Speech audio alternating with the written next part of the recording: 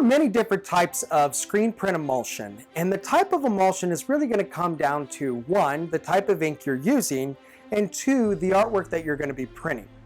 Now, when it comes to emulsion, it's a good idea to try to just simplify it as much as possible. And a good way to look at it is you have photopolymer emulsion, and then you have what's called a dual cure emulsion. Photopolymer emulsion is essentially ready straight out of the bucket. We do not need to mix it with any other chemical. A dual cure emulsion has to be mixed with something called diazo. So essentially inside here we have a bunch of iodine that we then need to fill up this container, shake it, pour it into the container, mix it up, let it sit, and then we can actually use it to coat screens. Now, the reason you would want to actually use a dual cure emulsion over a polymer is that it actually often has more exposure latitude, meaning that there's more range of time that you can burn the screen, and it can also hold more detail. Now, the one drawback is it does take around twice as long to burn as a simple photopolymer emulsion. Now, both of these types of emulsion, most of the time, they are going to break down when water is applied to them. That's how we burn the screen and so forth. Now, water-based discharge and some other inks that are not really plastisol, they will break down a typical photopolymer or dual cure emulsion because, again, they're meant to break down water and that ink contains water.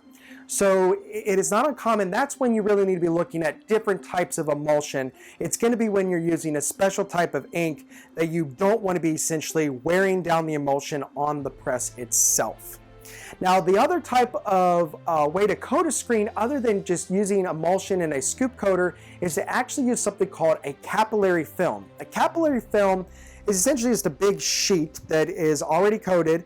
And you're going to then apply it to a screen, and you're going to then use water and get it to transfer onto the screen itself. Now, capillary films are not really that much different in price. They just kind of are, I don't know, they don't always allow you to hold the greatest amount of detail and really have the capabilities by coating a screen yourself.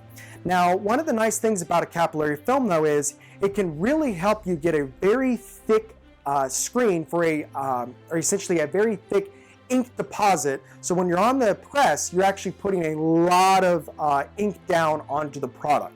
And that's where capillary film can often be very handy.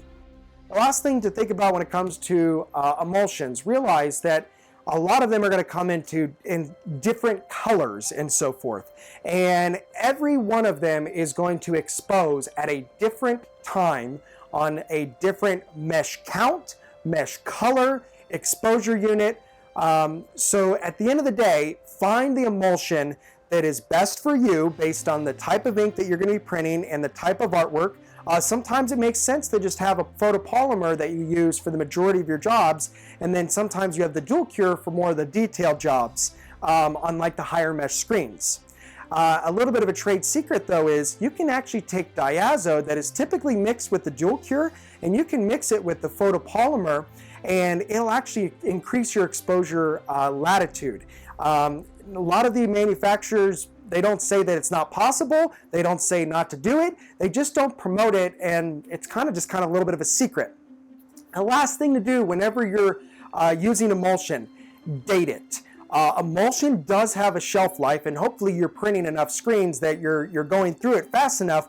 But as soon as you crack the lid open or you mix any dual cure, you need to date the actual container itself so we know when it was open, and then again, we know how fresh it is. If you have any questions on how to select the perfect emulsion for your screen print shop or anything else related to the screen printing industry, please do not hesitate contacting us. Thank you.